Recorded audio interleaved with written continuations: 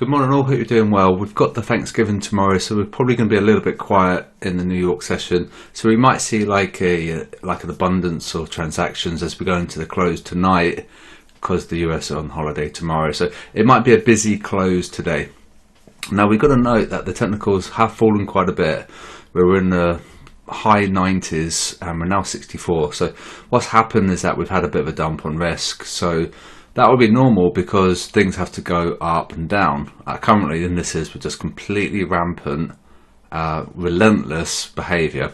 So that would be fairly normal to be expected.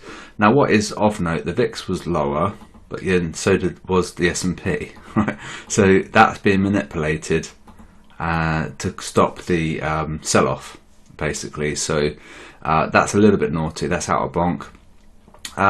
Treasury yield fell.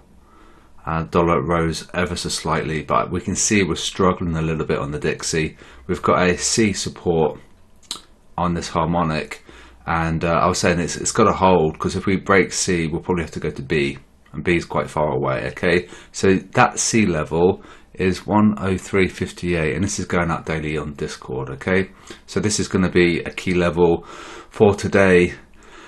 If we go risk off, which is possible, it's going to possibly hold, and then we can have like a test of the supply.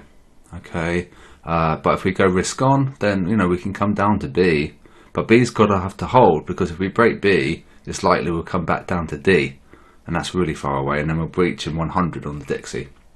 Okay, so it's very important day to day, but you've got your key level there, and hopefully that you understand why, right? And that's the buy opportunity down there. And what a move on the Dixie. So that's that. 13 people selling indices versus the one person buying, so there's a load of bears left, but this is slowing down ever so slightly. I've got a feeling that this is going to be red by tomorrow, and that'll tell us that the bears have given up. They've had to be liquidated, and they've capitulated, and they've undergone loads of losses, and then once they've all given up, then that will be the top. Okay. QDB scores, GU, EU, which were negative. GJ needs to be up there. And we got Euro Swiss, CAD Swiss, Dollar Swiss down here. So whether or not we're going to see a retracement on these dollar pairs, good, they've got good scores, so you could theoretically look for longs. But you want to be checking your fundamentals. So really, if it's something's got a good score and it's negative, it's normally a buy. You're looking for longs. If the currency pair is up here and it's negative, it's telling us it's undergone a retracement for the next move higher. So we could look for GU, EU, AU longs, and but our robot's running anyway, and it's going to pick up trades. So we don't have to worry too much, because the robot's all fully automatic and it's autonomous.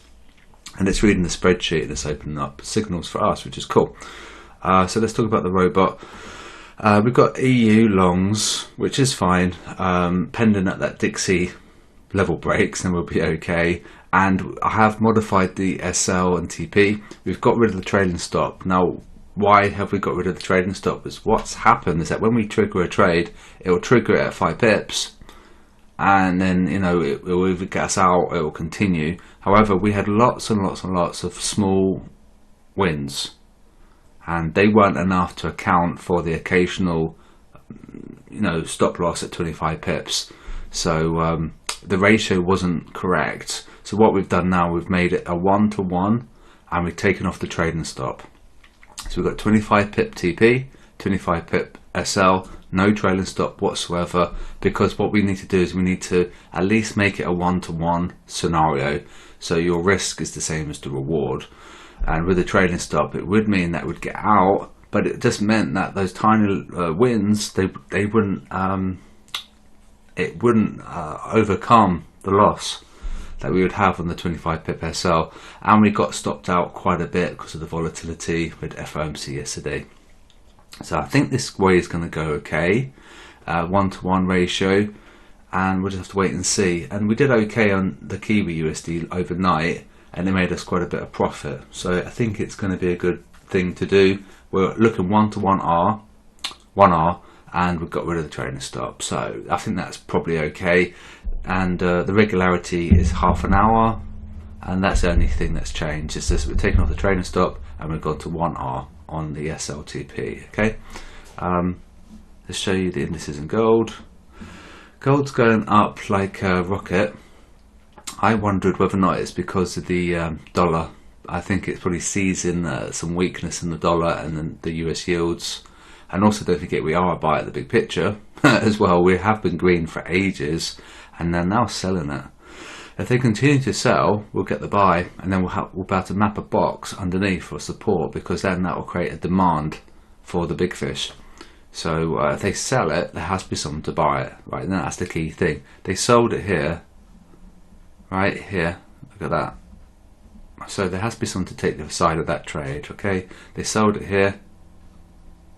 Admittedly, we did come down ever so slightly, but then we really pumped. Okay, sold it here. Real pump. They went long here, so we fell. Okay, so yeah, I think we're going to possibly continue much higher because of this. Okay, if we get the buy and then we get the crossover. S&P.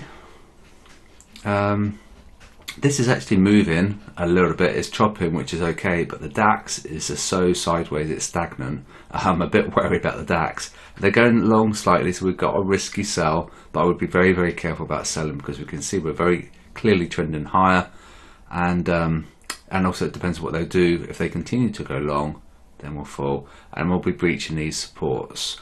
But you're looking for buy the dip opportunities. Don't look to sell it, look for buy opportunities. All right, this is my recommendation. I'll show you DAX just because you'll know what I mean by the stagnant sentiment. That is just ridiculous. So there needs to be a flush, I think. These guys are going to have to give up. The bears, basically, they entered here. They're going to have to leave the casino because they're skewing the market a little bit. And so this wouldn't be normal. This would be very abnormal because it needs to be moving. Okay, but it's not. It's just completely flat line. It's almost as though they are holding on, the bears, and they're just hoping. So you know, we'll have to wait and see. We'll have to get to a point of extreme reversal soon because the sentiment is so skewed. Okay, so it's probably going to be a big day on the DAX today, tomorrow, I think. US 30. And yeah, but likewise, like with the S&P, we actually are moving up and down, which is fine, but the DAX is so sideways, it's crazy, and there isn't really any signal to be made here.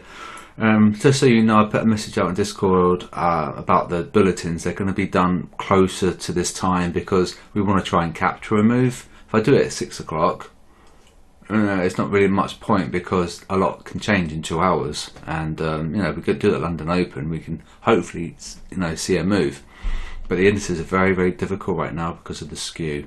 Okay, and that's the spreadsheet, robot, and the indices analysis and forecast done. And also I've got a eye strain, so I need to take it easy today. I think I've been spending too long in front of the monitor. So just a little heads up there. I'll be around if you need me, but I won't be looking at my screens anymore because my eyes hurt a little bit. Okay, so remember to trade safely, and we've got the Thanksgiving tomorrow, so I think it's going to be fairly quiet, and it's going to be a big 48 hours, I think, on the DAX, and they're going to have to give up, or they might get squished, I think. So we'll have to wait and see. Yeah, it's very, very interesting to see that. It's interesting development here as well. I mean, to be honest with you, it has to come down eventually. So there is that logic. It can't keep going higher, and we'll have to see what happens here.